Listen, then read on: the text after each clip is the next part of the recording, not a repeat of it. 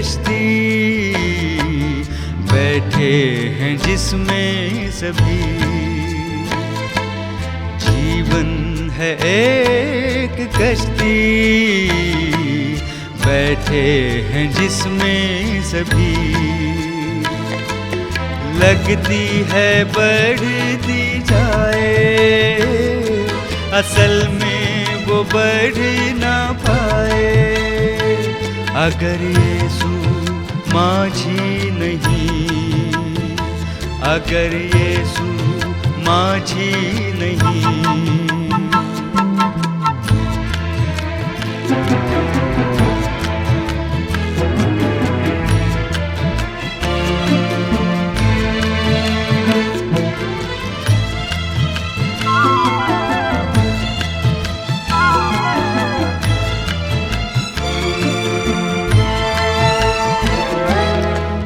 चाल आए तूफान आए, घबराए दिल ये मेरा।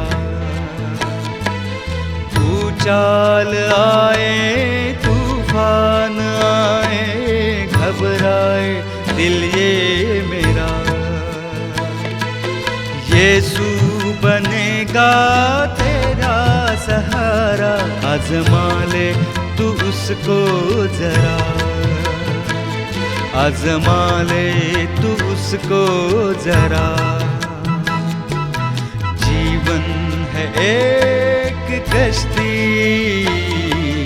बैठे हैं जिसमें सभी।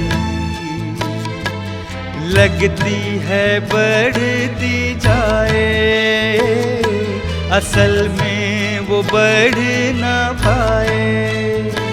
अगर यीशु माझी नहीं, अगर यीशु माझी नहीं।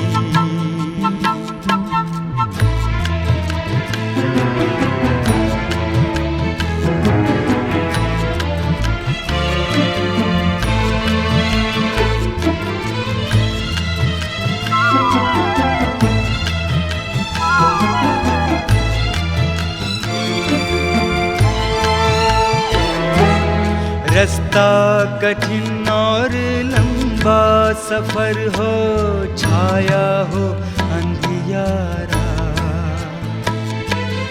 रास्ता कठिन और लंबा सफर हो, छाया हो अंधियारा। यीशु ही है जो पार लगाए, पहुँचाएगा वो किनारा। पहुँचाएगा वो किनारा। जीवन है एक कश्ती, बैठे हैं जिसमें सभी। जीवन है एक कश्ती, बैठे हैं जिसमें सभी। लगती है बढ़ती जाए, असल में वो बढ़ ना पाए। अगर यीशु माझी नहीं, अगर यीशु माझी नहीं, अगर यीशु माझी नहीं। स्वागत है भाई बहनों आपका इस विशेष कार्यक्रम में, जो होप टीवी के द्वारा आप सब तक पहुंच रहा है। इस कार्यक्रम का नाम है अवशेष लोगों की पहचान। परमेश्वर अपने इस समय में, जो ये अंतिम समय है, प्रभु यीशु मसीह का जो आगमन का समय है, इसमें अपने बकिया कलीसिया को, शेष लोगों को तैयार कर रहे हैं। उन लोगों के बारे में जानना हम सबका एक सौभाग्य है, हमारी जिम्मेवारी है। हमें पता होना चाहिए कि वो कौन लोग हैं, किस प्रकार से हम उन्हें पहचानेंगे जो यीशु मसीह के साथ जीवित स्वर्ग पर उठाए जाएंगे। मेरे प्रियो, मेरी प्रार्थना है कि परमेश्वर इस संदेश के द्वारा आपसे बातचीत करे, आपके अंदर एक आग को पैदा करे कि आप दुनिया की तमाम चीज़ों से अलग होकर अपने आत्मिक जीवन के बारे में सोचें, विचार करें। जब तक आप इस दुनिया में हैं, ये समस्याएं बनी रहेंगी। दुनिया के लोग, दुनिया की चीज़ें आपको आकर्षित करती रहेंगी। लेकिन मेरे प्रियो, ऐसा ना हो कि दुनिया की भागदौड़ में आप इतना खो जाएं कि आपको आपके लिए समय ना मिले, और जिस दिन मसीह यीशु आ जाए तो आप कहें, हाय मैंने तो तैयारी ही नहीं की। ये तैयारी का समय है, और इसीलिए ये संदेश हम तक और आप तक पहुंच रहा है कि हम अपने आप को उसके आगमन के लिए तैयार कर लें। जब हम तैयारी करना चाहते हैं तो हमारे सामने कोई आदर्श होना चाहिए, कोई नमूना होना चाहिए, क्योंकि शैतान बार बार यही कहता है कि मनुष्य के लिए यह संभव नहीं है कि वो पाप ना करे। मनुष्य के लिए यह संभव नहीं है कि वो परमेश्वर का कार्य कर सके, ईमानदारी के साथ रह सके। शैतान के इन आरोपों का जवाब देने के लिए परमेश्वर ने हमें ये वचन दिया है। परमेश्वर के ऐसे लोग हर युग में, हर पीढ़ी में, हर समय होते रहे हैं, जिनके द्वारा परमेश्वर के नाम को महिमा मिली है, परमेश्वर का कार्य बड़ा है, और जो दुष्ट लोग हैं वो पराजित हुए हैं। हमने बहुत से चरित्र अब तक देखे हैं, और अभी हमने एलिया के बारे में भी देखा है। आज जिस विषय के बारे में हम बात करेंगे वो है नए नियम का एलिया, क्योंकि वचन में लिखा हुआ है कि पवित्र लोगों का धीरज इसी में है जो परमेश्वर की आज्ञाओं को मानते और यीशु मसीह पर विश्वास रखते हैं। ये बात प्रकाशित वाक्य की पुस्तक उसके 14 अध्याय के 12 पद में पाई जाती है। यहाँ पर बहुत स्पष्ट है कि जो परमेश्वर के लोग होंगे, जो पवित्र लोग होंगे, उनके जीवन में परमेश्वर की आज्ञाएं होंगी, पूरी 10 आज्ञाएं, 9 नहीं, 8 नहीं, 5 नहीं, और यीशु मसीह का विश्वास होगा उनके जीवन में। अर्थात उनके अंदर वही विश्वास होगा जो मसीह यीशु के जीवन में था, और मसीह यीशु ने विश्वास के कारण, उस जीवित विश्वास में होकर शैतान को पराजित किया, और दुनिया में जब तक वो रहे कोई भी उनके ऊपर किसी प्रकार का दोष नहीं लगा सका। यहाँ तक कि जब उनका न्याय हो रहा था उस समय भी विरोधी बहुत चिंतित थे। उन्हें कोई भी झूठा गवाह भी नहीं मिला जो मेरे प्रभु के विरोध में खड़े होकर कह सके कि इसने ये गलत काम किया है। परमेश्वर चाहता है कि आप और मैं भी बिल्कुल वैसे ही बने जैसा कि मसीह यीशु था। हम बात कर रहे हैं नए नियम के एलिया के। पुराने नियम का एलिया था, आया, उसने गुनाह पर उल्हाना दी, जयवंत जीवन बिताया, और उसे सौभाग्य प्राप्त हुआ कि वो जीवित ही स्वर्ग पर उठाया गया। ये सौभाग्य एलिया को हासिल हुआ। मेरे प्रियो, नए नियम का एलिया अर्थात यूहन्ना बपतिस्मा दाता, जिसके अंदर एलिया का आत्मा था, अर्थात एलिया की आत्मा, एलिया की प्रेरणा, उसी कार्य को उसने आगे बढ़ाया जो एलिया ने किया था। यूहन्ना बपतिस्मा दाता ने आकर प्रभु यीशु मसीह के आगमन के लिए, जो पहला आगमन था, पहले आगमन में जो लोगों पर प्रकट होना था, उसके लिए उसने जगह तैयार की, लोगों को तैयार किया, परिचय दिया। आइए मेरे साथ मिलकर हम एलिया के बारे में सीखते हैं। आपने बाइबल को रखा हुआ है, मेरे साथ आप खोल सकते हैं। मत्ती रचित सुसमाचार और उसका 3 अध्याय का 1 पद हम पढ़ते हैं। उन दिनों में यूहन्ना बपतिस्मा देने वाला आकर यहूदिया के जंगल में ये प्रचार करने लगा। यूहन्ना बपतिस्मा दाता यहूदिया के जंगल में आकर ये प्रचार करने लगा। क्या प्रचार करने लगा वो? कि मन फिराओ, क्योंकि परमेश्वर का राज्य निकट आ पहुंचा है। एलिया जो पुराने नियम का था, उसका जीवन साधारण था। अक्सर वो शहरों से बाहर रहा और उसका खान पान साधारण था, उसका जीवन साधारण था, उसके वस्त्र साधारण थे। उसी प्रकार से हम यूहन्ना बपतिस्मा दाता को देखते हैं। ये ऐसा व्यक्ति था जिसके अंदर परमेश्वर का आत्मा था और वो जंगल में, शहरों में नहीं, जंगल में खड़े होता है, यरदन नदी के किनारे आता है और वहाँ पर वो प्रचार करता है। उसके प्रचार में वो सामर्थ्य है मेरे प्रियो कि लोग शहरों से निकलकर उसके पास आते हैं, उसका सुसमाचार ग्रहण करते हैं, अपने पापों से पश्चाताप करते हैं और बपतिस्मा लेते हैं। ये सारी बातें आप भली प्रकार से जानते हैं यदि आप बाइबल का अध्ययन करते हैं तो। लेकिन एलिया के जो जीवन की दूसरी बातें हैं, जो उसका जीवन था वो किस कारण था, उस पर ध्यान देना आज मैं कोशिश करूँगा कि हम ये देखें कि एलिया जो कुछ करता था उसके पीछे कारण क्या था। वो परमेश्वर की आत्मा से भरा हुआ मनुष्य था और शहरों के कोलाहल से, शहरों के भ्रष्ट जीवन से वो दूर था। खुले हवा पानी में रहने वाला मनुष्य था और इसलिए उसका सोच जो है वो स्पष्ट था। इसलिए एलिया जो है बड़ी सामर्थ्य के साथ परमेश्वर का कार्य कर सका। हम अपने भारत देश में भी इस बात को देख सकते हैं। हमारे भारत देश में बहुत ऐसे ऋषि और मुनि ऐसे लोग हुए हैं और उनमें से जिन्होंने अगर मानव जाति को प्रभावित किया है तो वे लोग हैं जो शहरों के कोलाहल से दूर वनों में, जंगलों में रहे और उन्होंने साधारण जीवन जिया और उन्हें परमेश्वर का दर्शन, परमेश्वर की ओर से कोई प्रकाश, कुछ बातें उन्हें प्राप्त हुई जिसके कारण वो लोगों की अगुवाई कर सके। आइए मेरे साथ बाइबल का एक और हवाला आप पढ़िए और ये है मत्ती 3 अध्याय और उसका 4 पद। यूहन्ना ऊंट के रोम का वस्त्र पहने था और अपनी कमर में चमड़े का कटिबंध बांधे हुए था और उसका भोजन टिड्डियाँ और वन मधु था। यूहन्ना जंगल में रहता था। इसके अलावा उसका वस्त्र कैसा था?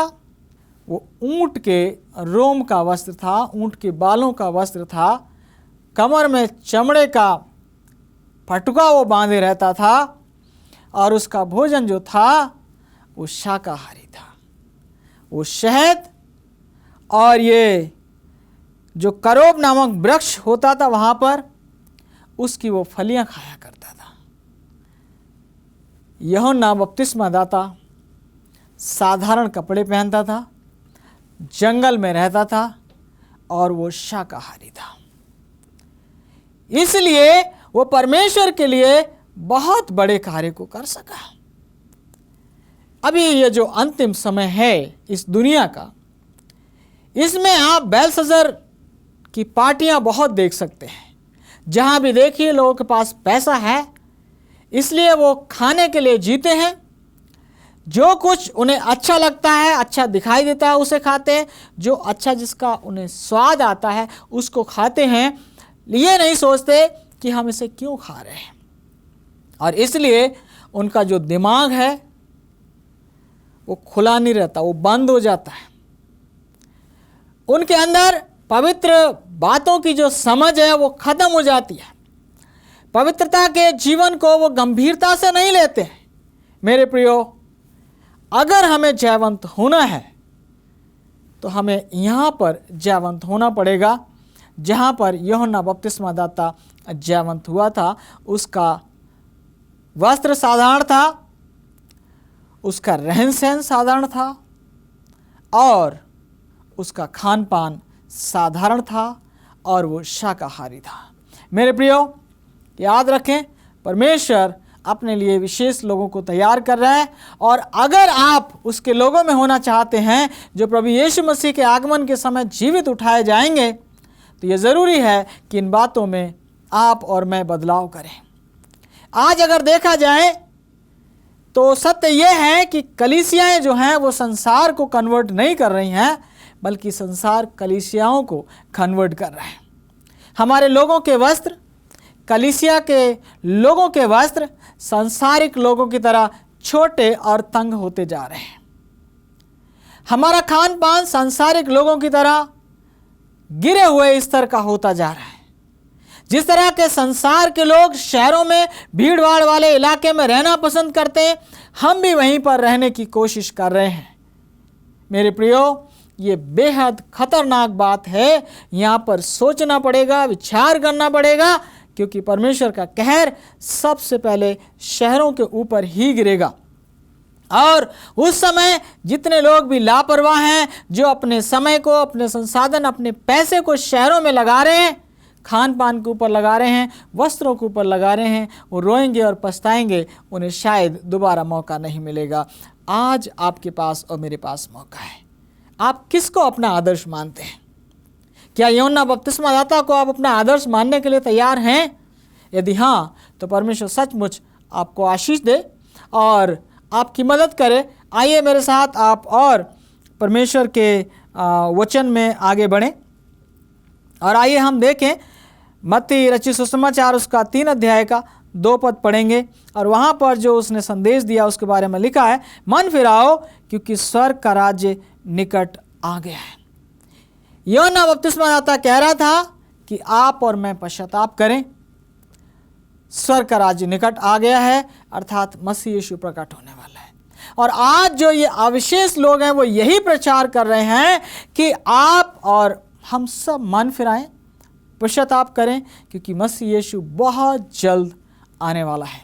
बहुत जल्द वो आएगा और अपने लोगों को ले जाएगा। मेरे प्रियो, मन फिराओ का संदेश है जो कि परमेश्वर के अविशेष लोग दुनिया को दे रहे हैं। ये संदेश शायद आपको बहुत अच्छा ना लगे। मन फिराव का संदेश लोग पसंद नहीं करते। लेकिन मेरे प्रियो, अगर आप स्वर्ग जाना चाहते हैं, प्रभु यीशु मसीह के साथ आप स्वर्ग में उठाए जाना चाहते हैं, तो इस संदेश को तो स्वीकार करना पड़ेगा, क्योंकि ये संदेश परमेश्वर के वचन का संदेश है। आइए हम मरकुस रचित सुसमाचार में चलें और 1 अध्याय उसका 5 पद हम पढ़ेंगे। मरकुस 1:5। उसके प्रचार का क्या असर हुआ? सारे यहूदिया प्रदेश के और यरूशलेम के सब रहने वाले निकलकर उसके पास आए और अपने पापों को मानकर यरदन नदी में उससे बपतिस्मा लिया। आपके प्रचार, उसके प्रचार को आप देखिए। यूहन्ना बपतिस्मादाता के प्रचार में कितनी सामर्थ थी। आज हम लोग के प्रचार में, पादरियों के प्रचार में कोई सामर्थ नहीं है। हम लोग इतना एडवर्टाइजमेंट करते हैं, पर्चे छापते हैं, तमाम कामों को करते हैं, तो भी जब सभा शुरू होती है तो मुट्ठी भर लोग सभाओं में आते हैं। हम में और उसमें कहाँ कमी है, समझ सकते हैं। यूहन्ना बपतिस्मादाता साधारण मनुष्य था, स्वर्गीय आत्मा से भरा हुआ था और इसलिए उसकी आवाज़ बहुत दूर तक जाती थी। लोग उसके पास आए, उन्होंने मन फिराया, उन्होंने पश्चाताप किया और बपतिस्मा लिया और परमेश्वर के राज्य के लिए उन्होंने अपने आप को तैयार किया। और आप देखिए, जब यीशु मसीह प्रकट होता है तो जो यीशु मसीह के पहले चेले होते हैं वो यूहन्ना के चेले रह चुके होते हैं। और इस प्रकार से यूहन्ना बपतिस्मादाता प्रभु यीशु मसीह के आगमन का जो मार्ग है वो प्रशस्त करता है, उसके लिए सड़क को वो तैयार करता है और ये उसका सौभाग्य है जो वो करता है। आज जो अविशेष लोग हैं वो परमेश्वर के कार्य को इसी प्रकार से कर रहे हैं। हम मरकुस 1 अध्याय उसका 7 पद भी पढ़ लेते हैं। और यहाँ पर उसकी दीनता प्रकट की गई है और ये प्रचार करता था, मेरे बाद वह आने वाला है जो मुझसे शक्तिमान है, मैं इस योग्य नहीं कि झुककर उसके जूतों का बंद खोलूं। यूहन्ना बपतिस्मादाता बता रहा है कि जो उसके बाद आने वाला है वो उससे ज़्यादा सामर्थ्य है। आप देख सकते हैं कि जो परमेश्वर के सच्चे लोग हैं उनके अंदर नम्रता और दीनता पाई जाती है।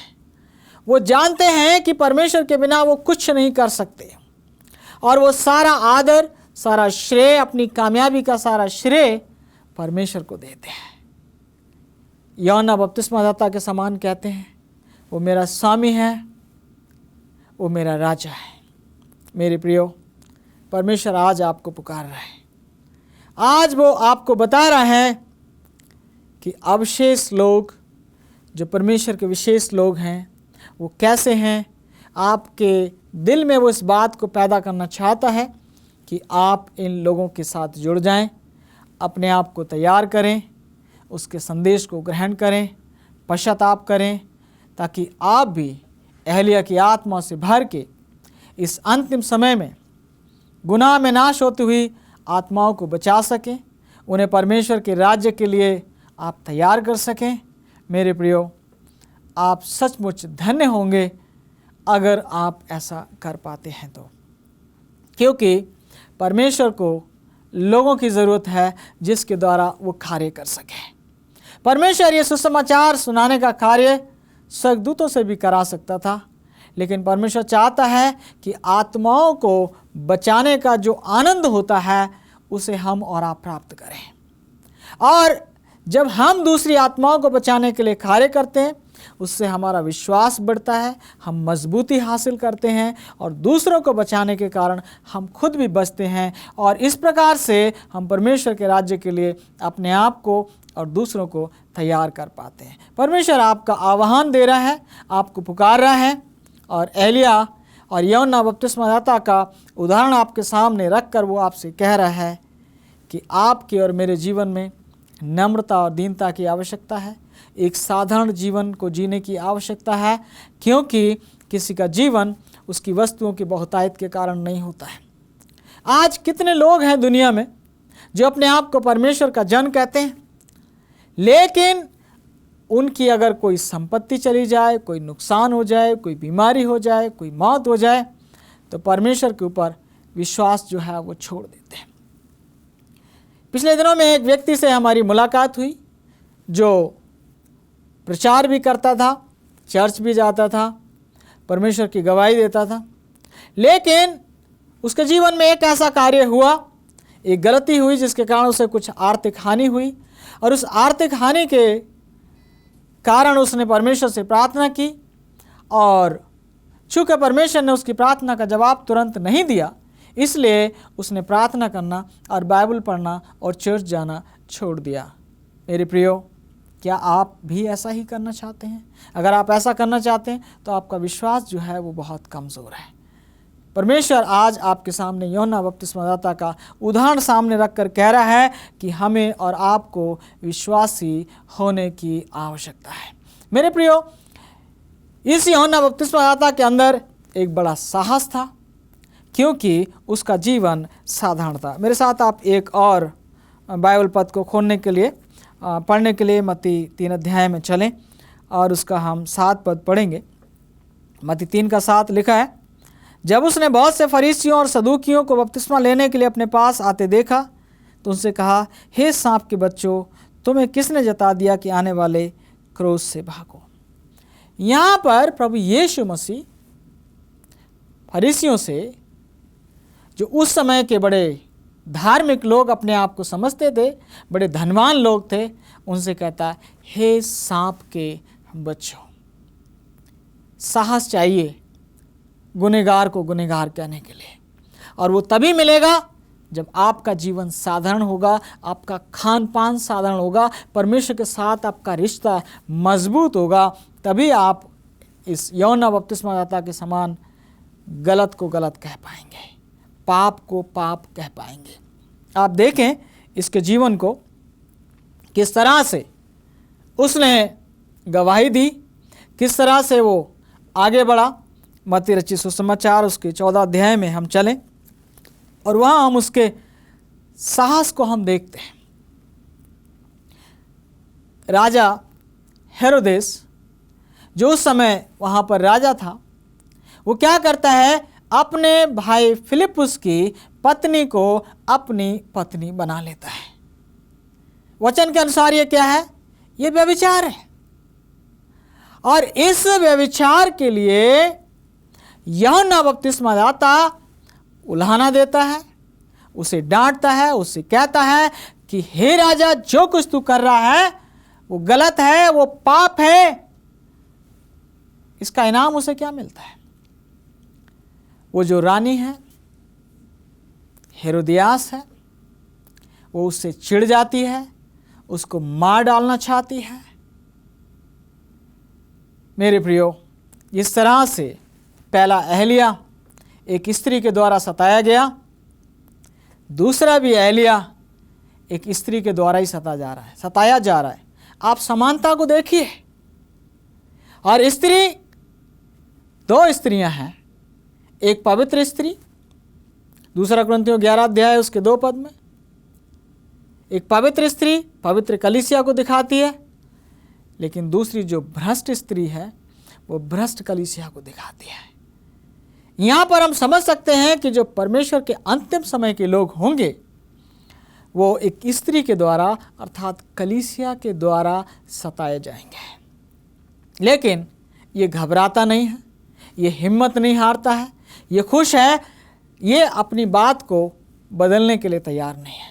मैं सोचता हूँ जब उसको कैद खाने में डाला गया, राजा ने उसको पकड़ के जेल में डाल दिया, उससे पहले शायद बहुत से लोगों ने कहा होगा राजा से माफ़ी मांग ले, कह दे भाई मेरे से गलती हो गई, अब जो हो गया वो मैंने कह दिया, अब मैं अपनी गलती का एहसास करता हूँ, कोई बात नहीं, आप राजा हैं, आप जो कुछ कर रहे हैं ठीक कर रहे हैं।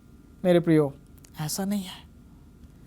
वो विश्वास में बना रहा, अपनी बात पर अडिग रहा। जब मेरे प्रियो गुनाह को आप देखते हैं तो क्या करते हैं? क्या आप भी यूहन्ना बपतिस्मादाता के समान गुनाह पर उल्हाना देते हैं? और इसका परिणाम यह हुआ कि उसका सर काटा गया। पहला एलिया स्वर्ग पर जीवित उठाया गया, दूसरे एलिया का सर काटा गया, और जो तीसरा एलिया होगा मेरे प्रियो अर्थात ये अविशेष लोग, उनमें से कुछ के सर काटे जाएंगे और कुछ हैं जो यीशु मसीह के साथ जीवित उठाए जाएंगे। परमेश्वर आपको पुकार रहा है, आपके सामने एक और उदाहरण को उसने रखा है, आपको और मुझे आह्वान दे रहा है कि हम उसके सत्य वचन को स्वीकार कर लें, इस एलिया से सीख लें और अपने आप को उसके राज्य के लिए तैयार कर लें। परमेश्वर की आशीष आप सब पर, आपके परिवार पर हो। अगर आप अपना जीवन प्रभु को अर्पित करते हैं तो आइए मेरे साथ मिलकर प्रार्थना करें। स्वर्गीय पिता, धन्यवादी हैं, एक बार और आपने हमसे बातचीत की है। मेरी प्रार्थना है प्रभु आप इन अपने बेटे बेटियों से बातचीत करें, इन्हें आशीषित करें और इनके जीवन में एक बड़ा बदलाव आ सके। प्रभु इनकी सहायता करें ताकि ये अंतिम समय के एलिया बनकर आपकी गवाही दे सके। इनके घरों में खुशहाली और आनंद और आशीष हो। प्रभु यीशु के नाम से प्रार्थना